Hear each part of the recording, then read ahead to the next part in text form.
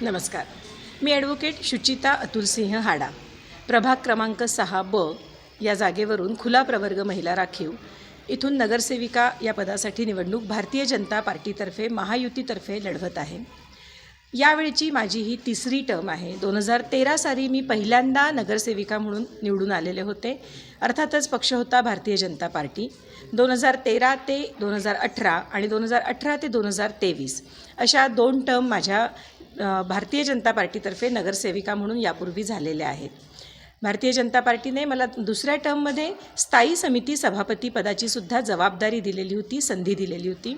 आणि अर्थातच कोरोना काळ असूनसुद्धा त्या काळात देखील अतिशय वेगळे प्रयोगात्मक उपक्रम महानगरपालिकेच्या माध्यमातून मी स्थायी समिती या पदावर असताना पूर्ण केलेले आहेत आणि अतिशय समर्थपणे तो कार्यकाळ पार पाडलेला आहे.